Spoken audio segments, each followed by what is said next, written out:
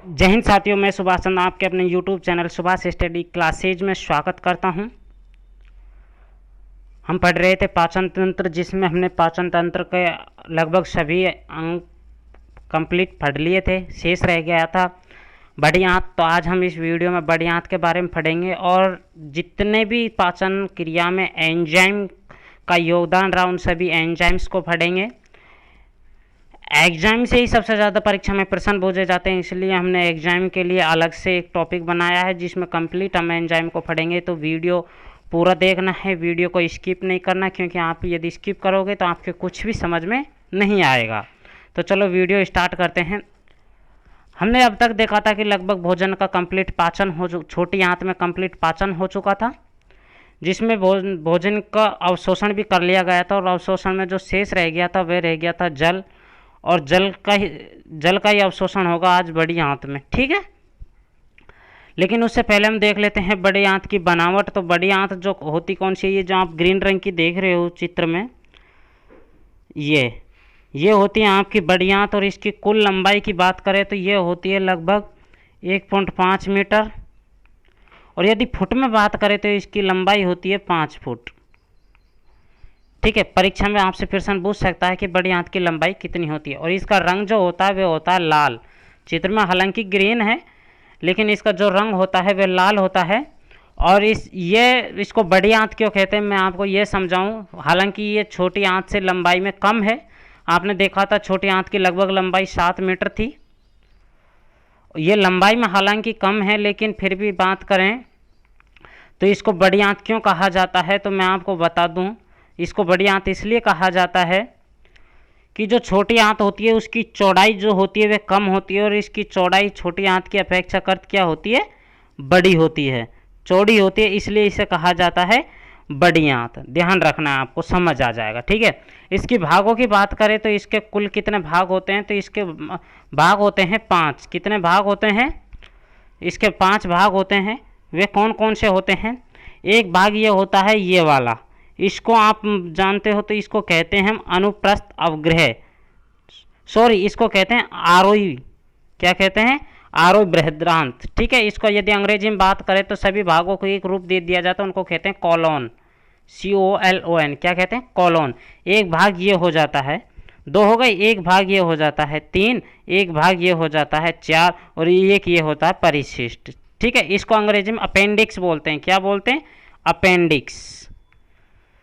जो अपेंडिक्स होता है, अभी हम इनके बारे में एक एक चर्चा कर लेते हैं। जो अपेंडिक्स होता है इसका कार्य होता है सेल्यूलोज आप यदि जानते हो तो ये जैसे हम चारा है या कागज है, जितने भी अपशिष्ट चीज़ें हैं जिनको मनुष्य पचा नहीं पाता, उनके पाचन के सहयोग करता है ये अपेंडिक्स, जिसको हम बोलते हैं परिशिष्ट। क्या बोलते हैं, परिशिष्ट।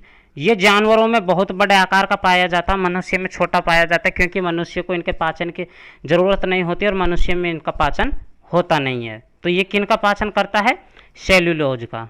किसका पाचन करता है, सेल्यूलोज का। ठीक है, अभी इसकी ज़रूरत मनुष्य में होती नहीं है, तो इसकी कोई भोजन पाचन में क्या योगदान नहीं होता है। आपसे क्वेश्चन पूछ लेगा कि मनुष्य में सेल्यूलोज का पाचन कौन करता है, तो हम आंसर लिखेंगे अपेंडिक्स या परिशिष्ट। ठीक है, उसके बाद बात करें तो जो हमारा इसमें छोटी आंत से जो भोजन बड़ी आंत में प्रवेश करता है उस द्वार को क्या कहते हैं, तो उसको बोलते हैं उंडुक।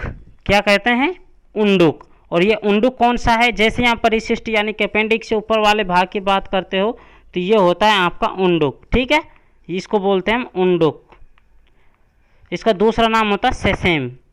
क्या होता है, सेसेम। ठीक है, तो ये ध्यान रखना है आपको। उसके बाद हमारा भोजन हमारी इन बड़ी आंत में प्रवेश कर जाता है, और इसमें सिर्फ ये बड़ी आंत जो इसका भोजन पाचन में कोई योगदान नहीं होता है, यानी कि ये भोजन का पाचन नहीं करती है। ठीक है, ये सिर्फ जल का अवशोषण करती है। क्या करती है, जल का अवशोषण। ठीक है, क्वेश्चन आपसे पूछ लेगा कि बड़ी आंत का कार्य क्या है, तो हम लिखेंगे बड़ी आंत का पचे हुए भोजन में से सिर्फ जल का अवशोषण करना होता है। ठीक है, नेक्स्ट देखते हैं इसी में। अब इसका जल का अवशोषण जब इस कंप्लीट हो जाता है तो ये जो हमारा अपशिष्ट जिसको बोलते हैं, वे अपशिष्ट जो आपका वे आ जाता मलाशय में। कहाँ जाता है? मलाशय में। ये होता हमारा मलाशय, जिसको अंग्रेजी में बोलते हैं रेक्टम बोलते हैं। क्या बोलते हैं? रेक्टम। इसका कार्य क्या होता है? पचे हुए भोजन के अपशिष्ट को एकत्रित करना। क्या होता है? एकत्रित करना। आपसे क्वेश्चन पूछ लेगा कि मलाशय का क्या कार्य है, तो हम आंसर लिखेंगे कि जो हमारा कंप्लीट भोजन पच जाता है तो उसका जो अपशिष्ट बचता हुए मलाशय में एकत्रित होता है। या आपसे क्वेश्चन ऐसे पूछ लेगा कि हमारा जो पचा हुआ भोजन कहाँ एकत्रित होता है, तो हम आंसर लिखेंगे मलाशय में। ठीक है, किस में लिखेंगे? मलाशय में। उसके बाद हमारा भोजन ये गुदा के माध्यम से शरीर से हम बाहर निकाल देते हैं। ठीक है, अब एक और चीज देखते हैं बवासीर। आपने सुना होगा बवासीर क्या होता है और कहाँ होता है।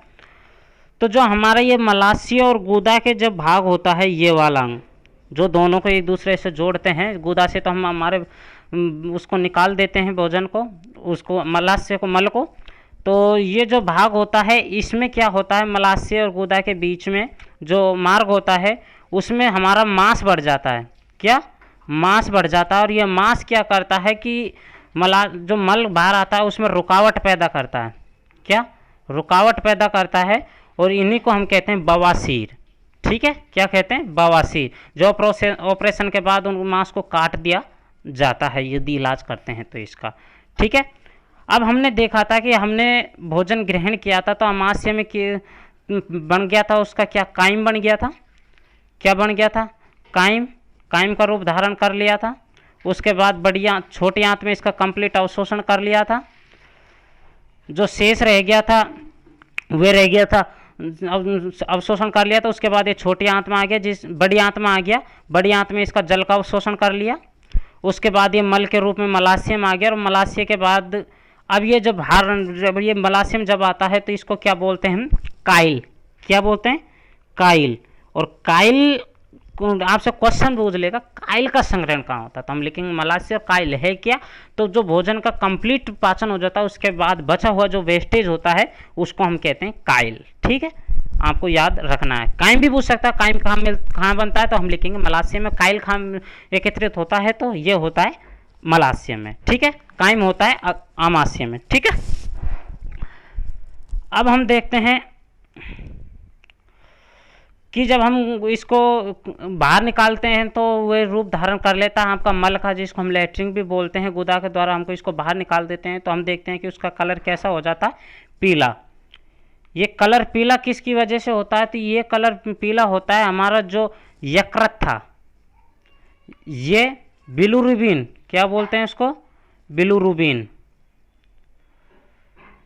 को छोड़ता है। और ये बिलिरुबिन जो हमारे भोजन में मिल जाता है तो इसके कारण इसका क्या, हमारे लैट्रिन का रंग क्या हो जाता है? पीला हो जाता है। ठीक है, आपसे क्वेश्चन पूछ लेगा कि मल का पीला रंग का कारण किस वजह से होता है, तो हम लिखेंगे बिलिरुबिन की वजह से। और बिलिरुबिन की वजह से पीलिया होता है। हेपेटाइटिस होता है जिसके कई स्टेज होते हैं। हम जब ग्रंथियाँ पढ़ेंगे तो हम आपको उसमें स्पष्ट कंप्लीट सब कुछ समझाएंगे। ठीक है, इसमें हमने इसलिए नहीं समझाया क्योंकि एक हम पाचन तंत्र पढ़ रहे थे। यदि हम ये बातें करते तो वीडियो क्या होता? बहुत लंबा हो जाता। ठीक है, हमारा भोजन कंप्लीट, पाचन तंत्र कंप्लीट हुआ। अब इसके बाद हम पढ़ेंगे इसी वीडियो में एंजाइम। एंजाइम से सबसे ज़्यादा क्वेश्चन पूछे जाते हैं, तो प्लीज़ वीडियो को लाइक कीजिए, शेयर कीजिए, और हमारे चैनल पे यदि आप नए हैं तो चैनल को ज़रूर सब्सक्राइब कर लीजिए और बेल आइकन को ऑन कर लीजिए ताकि आने वाले नोटिफिकेशन आपको मिलते रहें। ठीक है, अब पढ़ते हैं हम एंजाइम।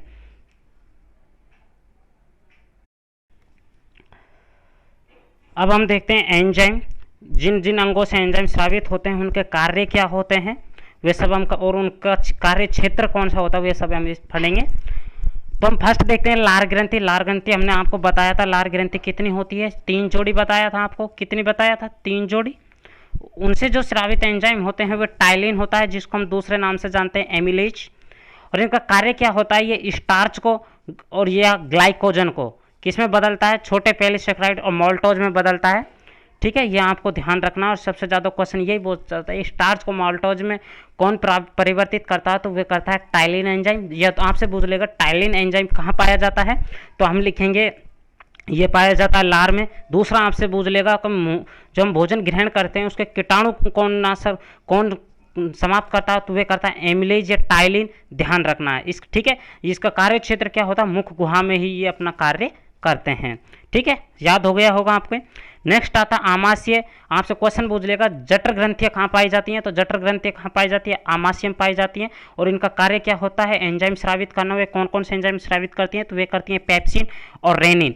अब आपसे क्वेश्चन पूछ लेगा पेप्सिन का कार्य क्या होता है, तो ये प्रोटीन को पेप्टाइड में परिवर्तित करता है। किस में करता है, प्रोटीन को पेप्टाइड में। आपसे क्वेश्चन ये भी पूछ लेगा कि सब प्रोटीन का पाचन की शुरुआत कहाँ से होती है, तो हमारा आंसर होगा आमाशय से, ठीक है। अब देख दूसरा रेनिन का कार्य क्या होता है, ये दूध में पाए जाने वाले कैसिन को पैराकैसिन में परिवर्तित करता है। और ये कैसिन भी क्या है, एक प्रोटीन। ध्यान रखना आपको, कैसिन क्या है, प्रोटीन है, ठीक है। और इनका कार्य क्षेत्र क्या है, आमाशय। आमाशय के हमने आपको भाग कितने बताए थे, 3, ठीक है, याद रख लेना आपको। अब देखते हैं हम अग्नाशय। अग्नाशय क्या भोजन पाचन के लिए इसका क्या योगदान था, सिर्फ एक ग्रंथि थी, अंतःस्रावी और बाह्य स्रावी ग्रंथि थी। और ये अपने एंजाइम गृहिणी में छोड़कर भोजन के पाचन में योगदान दे रही थी, ठीक है। इससे जो वे एंजाइम स्रावित होते हैं, वे लगभग 6 एंजाइम स्रावित होते हैं। कितने होते हैं, 6 एंजाइम होते हैं। एमिलेज, ट्रिप्सिन, काइपोट्रिप्सिन, कार्बोट्रिप्सिन, लाइपेज और न्यूक्लियोपेज। अब मैं आपको बता दूं कि ये जो होते हैं इनका सभी क्वेश्चन आप परीक्षा में इंपॉर्टेंट नहीं है, इससे कुछ ही क्वेश्चन पूछे जाते हैं, वे आपको ध्यान रखना है। सबसे ज़्यादा इससे पूछा जाता है ट्रिप्सिन वाला। कौन सा पूछा जाता है, ट्रिप्सिन। आप यदि 4th क्लास की जितनी वैकेंसी है उनकी यदि तैयारी करते रहे हैं तो आपको एमिलेज या ट्रिप्सिन से क्वेश्चन देखने को मिलेंगे। यदि आप एसएससी सीजीएल की बात स्टडी कर रहे हैं या यूपीएससी की स्टडी कर रहे हैं तो आने नेक्स्ट से भी आपको क्वेश्चन देखने को मिल सकते हैं, ठीक है। तो एमिलेज का कार्य क्या होता है, ये स्टार्च को माल्टोज में परिवर्तित करता है। और ट्रिप्सिन का जो कार्य क्या होता है, ये प्रोटीन को पेप्टाइड में परिवर्तित करता है। अब तक हमने वहाँ भी देखा था कि आमाशय में जो प्रोटीन था उसका पाचन शुरू हो गया था, और ये ट्रिप्सिन जो होता है वे प्रोटीन को पेप्टाइड में परिवर्तित करता है, ठीक है। इसमें यही क्वेश्चन ज़्यादा। और इनका जो कार्य क्षेत्र होता है वे कौन सा होता है, छोटी आंत। यानी कि हमने पढ़ा था कि इसमें तो भोजन जाता ही नहीं है अग्नाशय में, ये अपने गृहिणी में छोड़ देता है, इसके बाद छोटी आंत में इनका पाचन की शुरुआत कर देता है, पाचन में योगदान देता है, ठीक है। अब नेक्स्ट पढ़ते हैं हम आंतरीय रस, यानी कि छोटी आंत में, छोटी आंत से जो एंजाइम स्रावित होते हैं वे कौन कौन से होते हैं।